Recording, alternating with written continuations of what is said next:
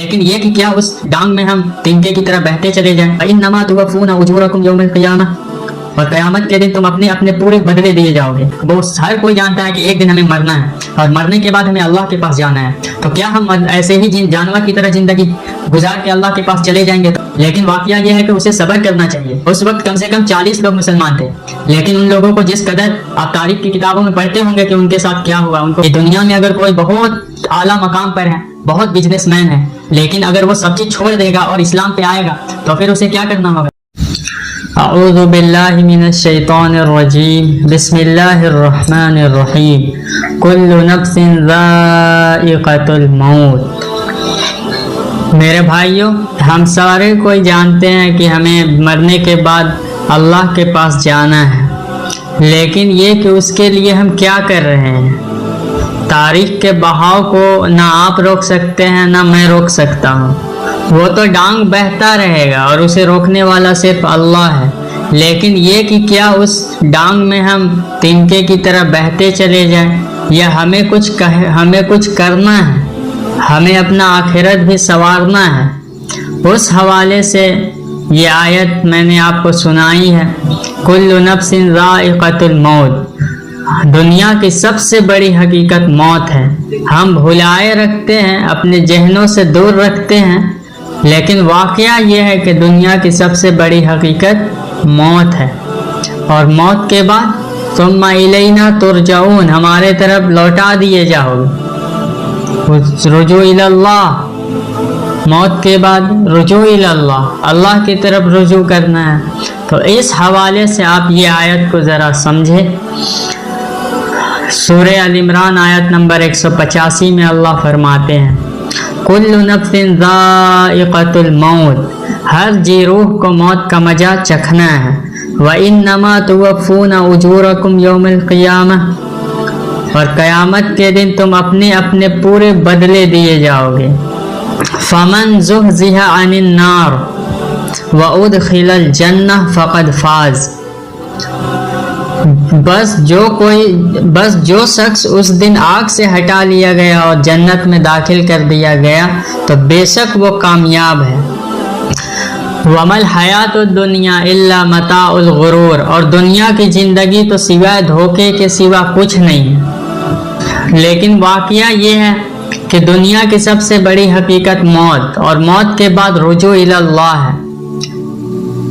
دیکھیے، خدا کے منکر پیدا ہوئے ہیں لیکن موت کا انکار کرنے والا آج تک کوئی پیدا نہیں ہوا ہے. اللہ کو لوگ مانتے ہیں ایک ہے، دو ہے، نہیں ہے، لیکن دنیا کا کوئی بھی شخص ہو وہ موت سے چھٹکارا نہیں لیتا ہے. وہ ہر کوئی جانتا ہے کہ ایک دن ہمیں مرنا ہے اور مرنے کے بعد ہمیں اللہ کے پاس جانا ہے. تو کیا ہم ایسے ہی جانور کی طرح زندگی گزار کے اللہ کے پاس چلے جائیں گے تو کیا ہماری مغفرت ہو جائے گی؟ ایسا نہیں ہے. اس کے لیے عمل صالح کرنا ہوگا. کامیاب کون لوگ ہیں؟ کامیاب وہی لوگ ہیں والعصر، زمانے کی قسم، ان الانسان لفی خسر، تمام انسانیت گھاٹے میں ہے. میکسیمم لوگ گھاٹے پر ہے. الا الذین آمنوا، ان لوگوں کو چھوڑ کے جو لوگ ایمان لائے، وعملوا الصالحات، اور نیک عمل کیے، وتواصوا بالحق، اور حق کی بات دوسروں تک پہنچائے، وتواصوا بالصبر، اور لوگوں کو صبر کے اوپر صبر کرنے کو تلقین کرتے رہے. اب ایک شخص ہے، وہ دین کا کام جب کرتا ہے تو اسے بہت گالیاں سننی پڑتی ہے، معاشرہ کا دباؤ ہوتا ہے، لیکن واقعہ یہ ہے کہ اسے صبر کرنا چاہیے.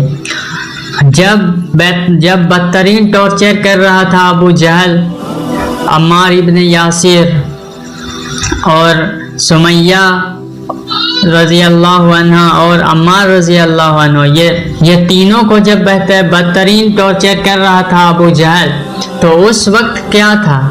اس وقت کم سے کم 40 لوگ مسلمان تھے. لیکن ان لوگوں کو جس قدر آپ تاریخ کی کتابوں میں پڑھتے ہوں گے کہ ان کے ساتھ کیا ہوا، ان کو کیسا بدترین ٹارچر کیا گیا، لیکن اس سمے انہیں بچانے کے لیے لوگ کیوں نہیں آئے؟ کیونکہ انہیں کہا گیا تھا کہ تمہیں صبر کرنا ہے. اللہ نے کہلوا دیا تھا نبی علیہ السلام کے ذریعے کہ آپ صبر کیجئے، صبر کیجئے. پھر آتا ہے ان اللہ مع الصابرین، بے شک اللہ صبر کرنے والوں کے ساتھ.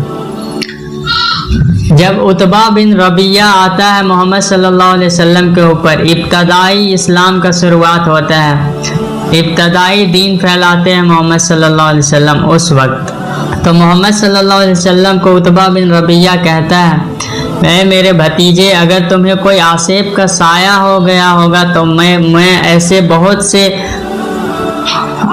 یہ آصف کا سایہ اتروانے والے لوگوں کو جانتا ہوں، انہیں میں بلا کے تمہارا سایہ اتروا دے سکتا ہوں.